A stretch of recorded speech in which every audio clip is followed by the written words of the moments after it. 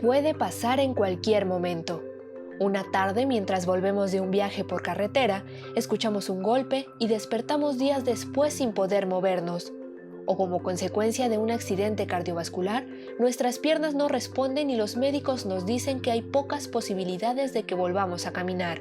O tal vez, al final de un embarazo nos anuncian que nuestro hijo tiene una enfermedad congénita que le impedirá ver durante toda su vida. Los seres humanos somos en extremo vulnerables. Si esto ocurriera, ¿cómo sería nuestra experiencia a partir de ese momento? ¿Cuáles serían nuestros derechos? ¿En qué redes e instituciones encontraríamos apoyo? La discapacidad de un ser humano implica un reto enorme para todo su entorno doméstico. Millones de familias lo saben porque lo viven de cerca. En cada una hay o ha habido alguien a quien le resulta más difícil aprender, escuchar, desplazarse. Mucho podemos aprender del valor, la tenacidad, la perspectiva y la resistencia de las personas con diversidad funcional y sus distintos movimientos políticos. De cerca nadie es normal, asegura un refrán brasileño. Si algo caracteriza a la naturaleza, es su vasta, su infinita diversidad, y son esas diferencias, pequeñas o grandes, las que nos vuelven únicos, pero también innegablemente bellos.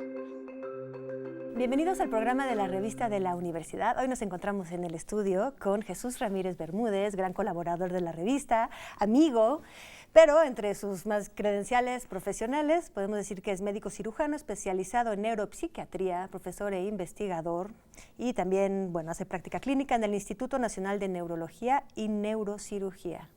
Bienvenido, Jesús. ¿Qué tal, Yael? Es un placer estar aquí contigo nuevamente. Oye, además de todo esto, eres autor de tratados científicos y también de libros donde te metes en el terreno de la narración literaria. Recientemente publicaste este libro que tenemos aquí, Depresión, la noche más oscura. Digamos que es más ensayo científico de divulgación sobre la depresión, pero intercalas también, y es muy curioso y quiero recalcarlo, un poco de narración clínica, que yo diría que se ha vuelto un poco uno de tus sellos cuando escribes, tanto en los artículos de la revista como en la literatura. Hay siempre como narración clínica que has experimentado. Y quiero decirte, antes de que entremos de lleno al asunto de la depresión, que me sorprendí mucho leyendo Diccionario sin palabras, que está compuesto de 2 historias clínicas. Lo leí como un thriller, no sabía que se podía lograr eso así. O sea, a partir de tus pacientes, uno se involucra tanto con el personaje que quiere saber qué va a pasar. Ya quieres llegar al día siguiente, qué va a pasar con el personaje, cómo va a reaccionar a los tratamientos, qué va a pasar con su madre, qué va a pasar con su familia, qué va a pasar con, el proxeneta que está dando vueltas alrededor y que se va a aprovechar de esta discapacidad, precisamente. Felicidades, me encanta. Muchísimas gracias. Recomiendo mucho la lectura de tus libros. Gracias. Sí, es que en efecto así es la práctica clínica, ¿eh? Yo creo que por eso es muy apasionante, ¿no? Tanto quienes se dedican a la psicoterapia o quienes nos dedicamos a la práctica médica, es muy apasionante porque cada caso plantea problemas muy específicos. O sea, hay problemas generales y luego hay problemas específicos, porque cada caso es diferente a los demás, ¿no? Entonces es como una convergencia de situaciones universales y situaciones muy particulares. Entonces yo creo que, digamos, la inteligencia clínica consiste en eso, ¿no? En ver qué tiene de general este caso, ¿no? Por ejemplo, tiene una enfermedad de Parkinson este paciente o enfermedad de Alzheimer. Muy bien, entonces lo conecto con un conocimiento general que hay sobre la enfermedad de Alzheimer o Parkinson. Pero luego, ¿qué tiene de particular este individuo, ¿no? Porque entonces es cómo se aterrizó. Ahí ya es casi la construcción novelística a partir de la realidad de una persona. Yo creo que sí. Digo, en ese libro a mí me interesaba mucho hacer una forma de ensayo narrativo donde efectivamente hubiera como una transición entre las preguntas del ensayo, que son más filosóficas o más científicas, y luego la manera como el caso, la investigación del caso misma podía ir en cierta forma avanzando en esas preguntas y en esas respuestas, ¿no? Pasemos al asunto que nos ocupa hoy, la depresión como discapacidad. ¿Por qué se sostiene que la depresión es causa de discapacidad? Ya. ¿En qué discapacita? Bueno, primero que nada quisiera decir que, en efecto, como tú lo dijiste, una de las pocas áreas de consenso que hay tanto entre quienes se dedican a la medicina psiquiátrica, quienes están en la medicina pero no en la psiquiatría, quienes se dedican a la psicología clínica y la psicoterapia, y también, y de manera más importante, quienes padecen esta condición, e incluyendo activistas que a veces están incluso en contra del modelo médico, pero que promueven, por ejemplo, una visión de derechos humanos, casi lo único en lo que todos se ponen de acuerdo es en que efectivamente la depresión, cuando es una depresión mayor, como le llamamos los psiquiatras, ¿no? Es un término que puede discutirse, pero hay una fuerte discapacidad. ¿En qué sentido? Bueno, primero que nada, las alteraciones emocionales, o sea, ¿cómo le llamaremos? El dolor emocional, ¿no? El sufrimiento, para no ponerle un término excesivamente médico, el sufrimiento puede ser tan intenso que no permita que la persona se concentre en otro tipo de tareas. Por ejemplo, en los adolescentes pues, es una de las principales causas de deserción escolar, de ausentismo laboral en los adultos, en general de que una persona no pueda llegar a su estatus más deseado, ¿no? En términos de actividad productiva. O si lo vemos desde el punto de vista a lo mejor artístico, literario, etcétera, pues es una de las principales causas también para que una persona no pueda realizar las actividades que le son placenteras, ¿no? Ya sea una bailarina que no puede bailar, un escritor que no puede escribir, un pintor que no puede pintar, un músico que no puede crear. Entonces, por diferentes razones, y podemos analizarlas, ¿no? Es cierto que la depresión, yo creo que por una parte es el sufrimiento, ¿no? Que es como si secuestrara la conciencia del paciente, ¿no? y estuviera la conciencia del paciente o de la persona que padece esta condición absorta en ese sufrimiento. Y luego podemos hablar de un síntoma muy particular que es la rumiación, de cómo estas ideas están circulando y no pueden salir de alguna manera de ese circuito de la memoria y de la conciencia. Pero aparte, en la depresión creo que está muy bien estudiado que hay una disminución en el rendimiento cognitivo, sobre todo de las así llamadas funciones ejecutivas, o sea, las capacidades ejecutivas para resolver problemas. Y yo diría todavía que lo que más se afecta es la velocidad de procesamiento de la información, o sea, la velocidad del pensamiento para resolver problemas bajo estrés.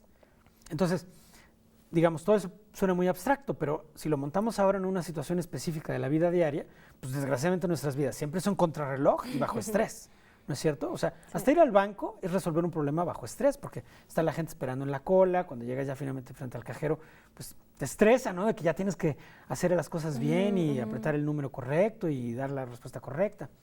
Pero en realidad todas nuestras vidas son bajo estrés y contrarreloj. Claro, entonces es una discapacidad, o sea, una incapacidad de vivir muchas situaciones de la cotidianidad, lo laboral, me imagino que también en lo sentimental, ¿no? Indudablemente. Ha de haber problemas de pareja muy fuertes. Indudablemente, me recordaste un caso de un señor ya grande que fue hospitalizado por su esposa, pero se estaban divorciando. Y cuando yo le pregunté, ¿y qué pasó? O sea, ¿por qué el divorcio? Dice, pues por la depresión, doctor.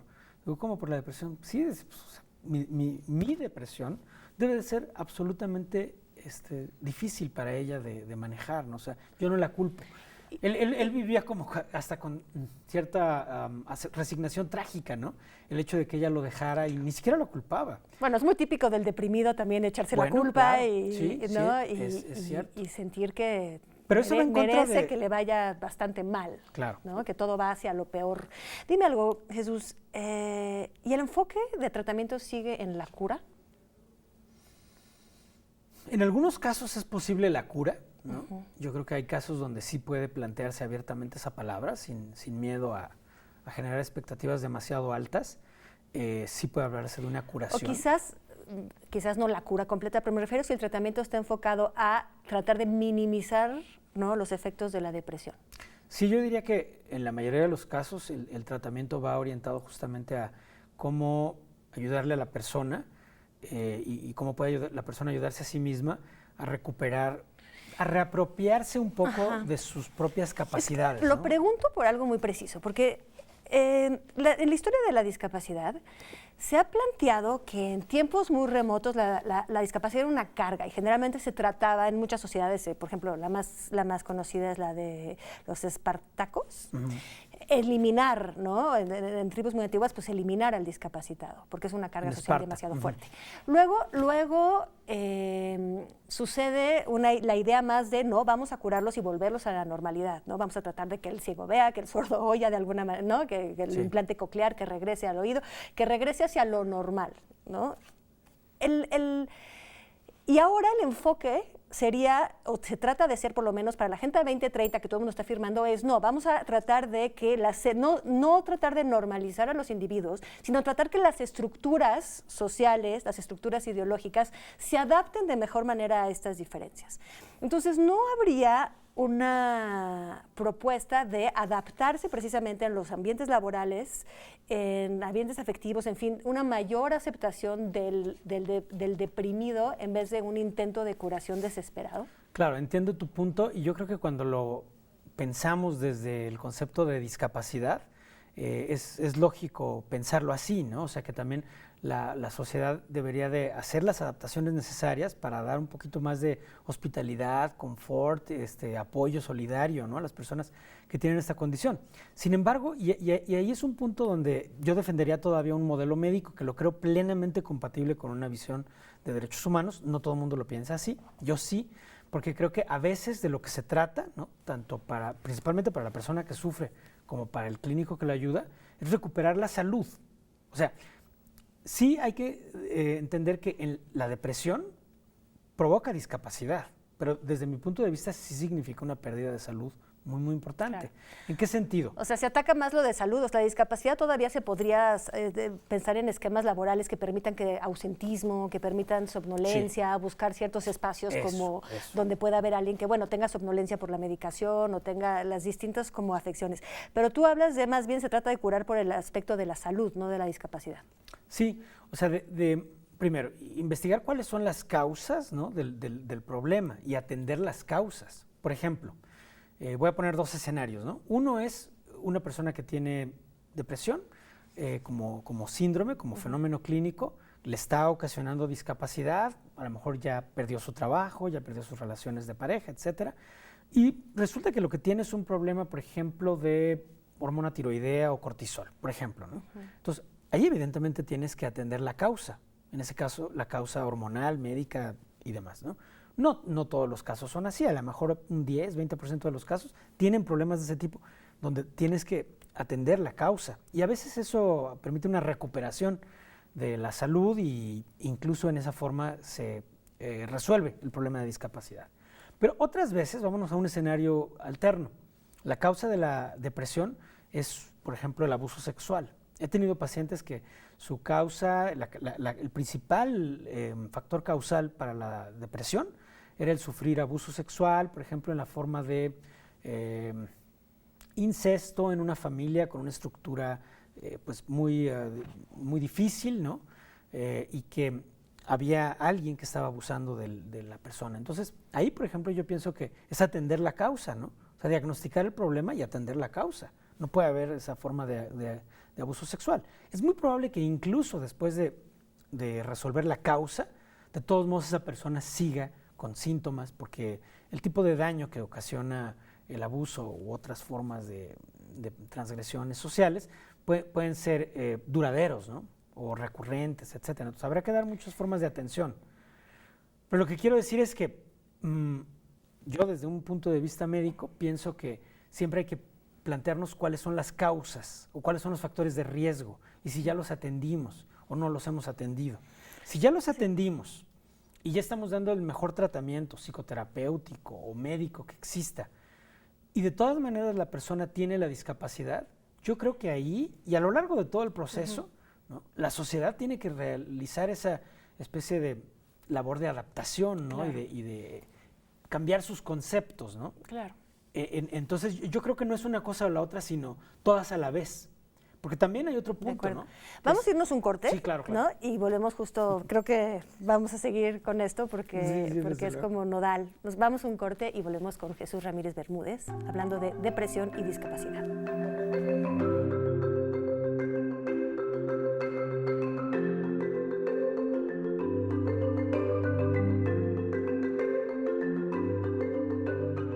Estamos de vuelta en el programa de la Revista de la Universidad. Estamos entrevistándonos con Jesús Ramírez Bermúdez, sobre todo a causa de este gran libro sobre la depresión, La noche más oscura.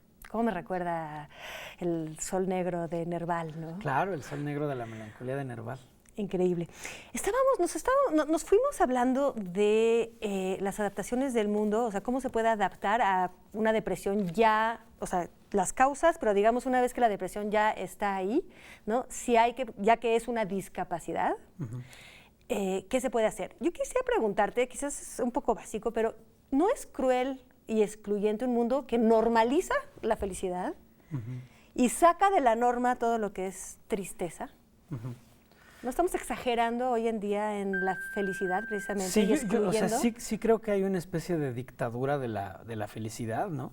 Un mandato de que todos tenemos que ser más exitosos, más felices, en fin, todo este famoso darwinismo Todo eso social. lo que no puede entrar alguien que tiene depresión, definitivamente es Claro. cada vez más fuera de alcance ese ideal de felicidad, productividad, efectividad. Sí, estoy de acuerdo. Sin embargo, yo no pienso que el problema de la depresión resulte solo de ese artificio sociológico. O sea, yo pienso que esta condición, que parece ser tan antigua como la humanidad, ocasiona un sufrimiento per se. Te voy a poner un ejemplo. Es como si dijéramos que es cruel la sociedad porque normaliza el no tener dolor. Pero es que tener dolor de por sí es un sufrimiento. O sea, no hay manera de normalizar el dolor en el sentido de que cuando nos duele, cuando tenemos dolor, pues de nada sirve que la sociedad toda diga, no hay problema con el dolor, vamos a incluir el dolor. Claro. El dolor será incluido. Sí, pero yo creo que me quiten el dolor. Claro. Eso es lo que dice la persona con dolor. A mí me quitaron hace poquito una tercer molar y te aseguro que no me interesaba para nada lo que la sociedad opine de tener o no un tercer molar. Yo creo que me quiten el dolor. El dolor, por supuesto. Entonces, la depresión a veces puede ser tan intensa que lleva a esos escenarios donde lo que la persona quiere es aliviar el sufrimiento. Y eso también tiene que considerarse porque es parte del espectro de la discapacidad, ¿no? Antes de que pasemos a ver un poco sobre la responsabilidad social que hay ante esta discapacidad, me gustaría preguntarte sobre algo muy preciso. Sí. Descubrí en tu libro el concepto de psicofarmacología cosmética y creo que tiene que ver un poco con este asunto claro. de la felicidad a toda costa. Sí.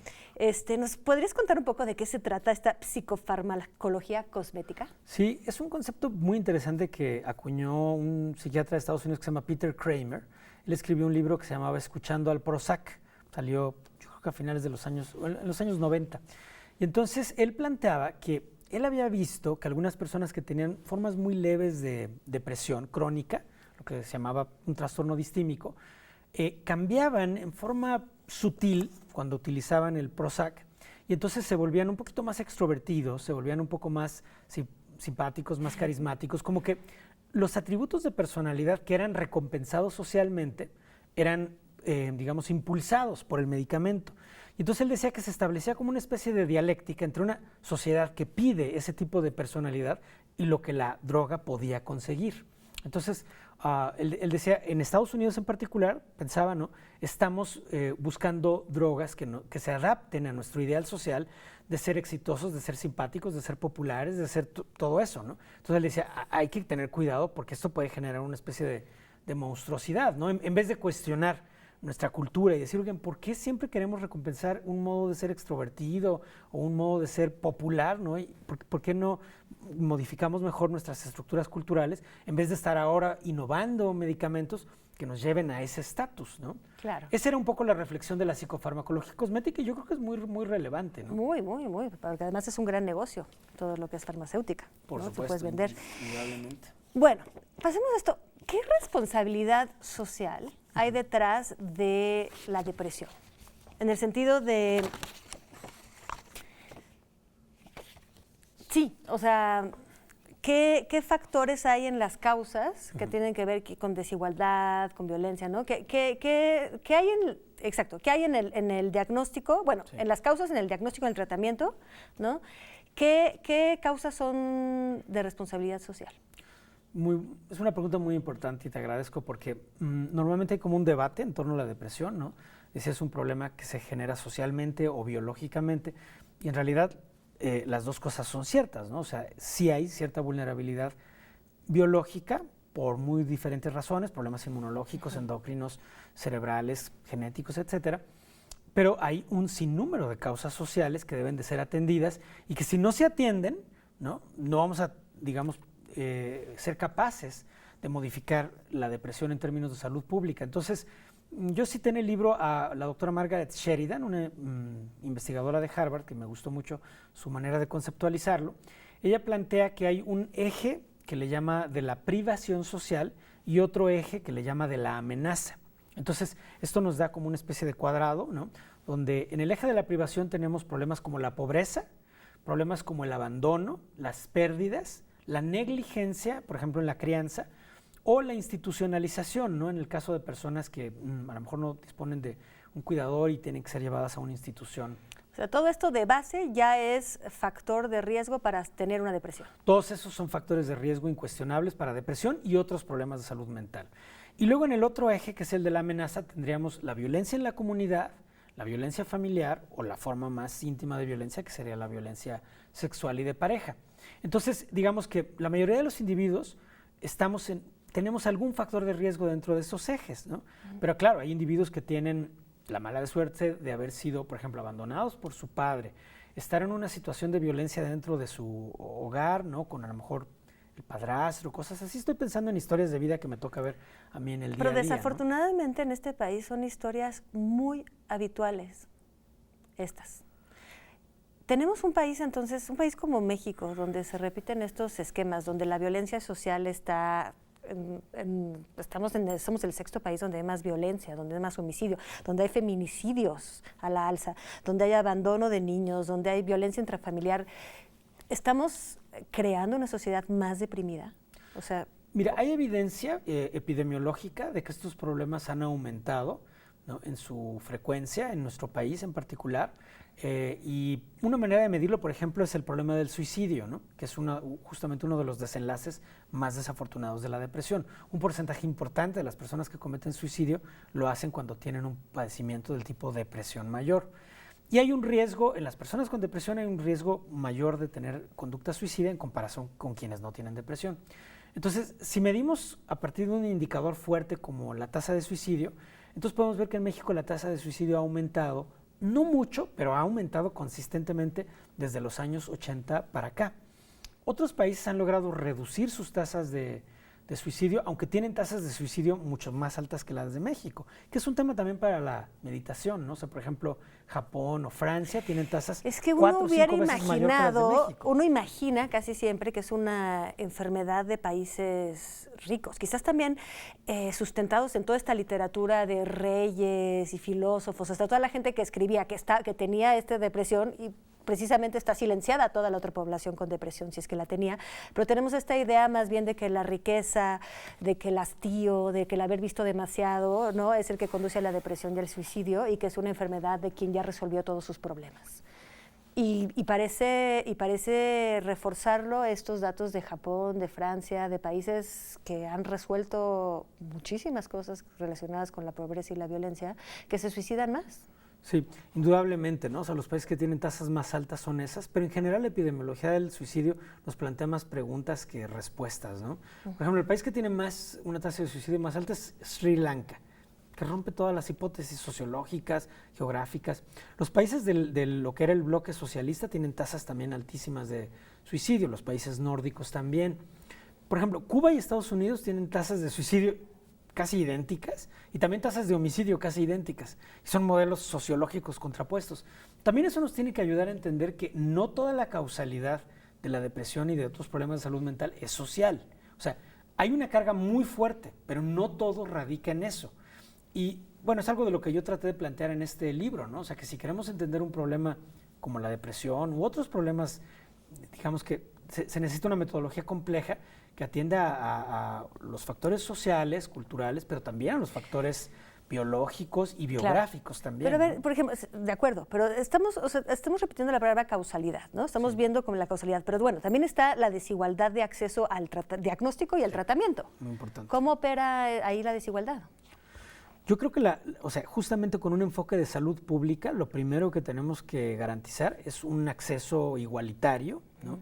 A las personas que están en diferentes, por ejemplo, en diferentes regiones de nuestro país o en diferentes clases sociales, porque la realidad es que la mayor parte de los especialistas en estos problemas, ya sean psiquiatras o psicólogos, psicoterapeutas, etcétera, están concentrados en las grandes urbes y en muchas partes de nuestro país no hay acceso a este tipo de de tratamientos, ni en la parte psicoterapéutica ni en la parte farmacológica, ¿no?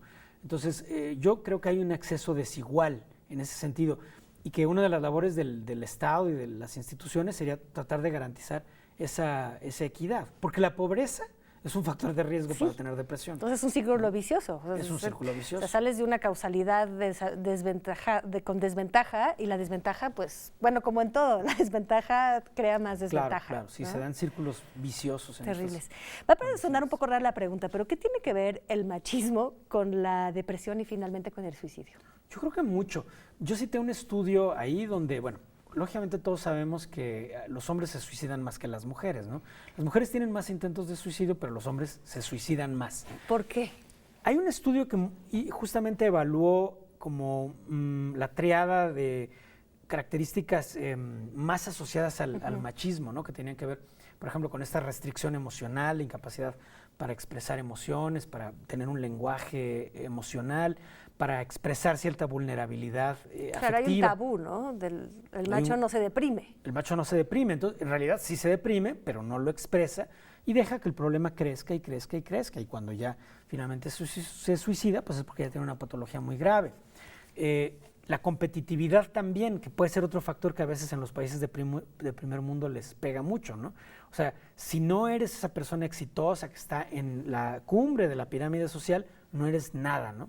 Y yo creo que en los hombres eso se refuerza mucho, ¿no? Y es una causa de sufrimiento también en los varones. Y luego finalmente está pues todos los estereotipos y aprendizajes que refuerzan la conducta violenta en los varones, que desde luego típicamente es en forma de violencia hacia otros varones o hacia las mujeres, ¿no? Pero regresamos al esquema de la violencia intrafamiliar, que es la violencia y el abuso sexual, que es una de las causas de depresión en mujeres más fuerte. Por supuesto. Y desgraciadamente, bueno, en los hombres con esta mayor expresión de conducta violenta, también puede expresarse como conducta, digamos, de lesiones hacia sí mismo, ¿no? Hay otros factores de riesgo más, y yo creo que tiene mucho que ver con las adicciones, o sea, sobre todo el alcoholismo. Quizá la población de máximo riesgo cuando uno habla de suicidio son varones, ¿no? Que se encuentran en la tercera edad, que típicamente ya no están trabajando o que no tienen un rol productivo de esa forma, y que han tenido un problema de alcoholismo o de otras adicciones importantes, ¿no? Y hay un estudio del doctor Caraveo, de aquí del Instituto de Psiquiatría, que vio que en niños y adolescentes la depresión era igual entre hombres y mujeres. Pero al entrar a la etapa de adultos jóvenes, aparentemente las mujeres tenían el doble de depresión que los hombres. Y uno se pregunta, pues, ¿a dónde se fueron todos esos hombres deprimidos? O sea, ¿se curaron o qué les pasó? No se curaron. Se fueron al capítulo de las adicciones. Están clasificados de esa manera. Están catalogados así, ¿no? Entonces, claro, las adicciones te permiten durante un buen rato pues ir paliando los síntomas, ¿no? El alcohol, el tabaquismo, la cannabis, qué sé yo, o sea, y no estoy ni siquiera pero no resuelve el síntoma, ¿no? Te acaba cayendo. Pero lo resuelve en alguna forma. Pero Nora Volkow, ¿no? La gran neurocientífica mexicana, estudió mucho en Estados Unidos todos estos problemas de lo que ella le llamaba the dark side of the brain, ¿no? Entonces mucha gente se mete a la adicción porque ya tiene un problema emocional muy fuerte. La adicción lo resuelve en forma parcial un tiempo, es un paliativo, pero eventualmente, precisamente porque no es una cosa curativa, pues reemerge el problema de salud mental, ¿no? Y bueno, yo creo que eso lo vemos todos los días, ¿no? Sí. Qué sorprendente que los hombres sean más víctimas precisamente de la discapacidad, de la depresión, y que podríamos casi hacer el shortcut, ¿cómo se dice? Como de machismo conduce a discapacidad. Yo creo que, bueno, pero ya terminamos el programa, tenemos que concluir con eso. Claro, yo creo que el machismo es un factor de riesgo para que haya más mujeres y más hombres deprimidos, ¿no? Gracias, Jesús. Gracias a todos ustedes, gracias al equipo de TV UNAM. Nos vemos la próxima semana en el programa de la Revista de la Universidad. Pasen un bonito fin de semana.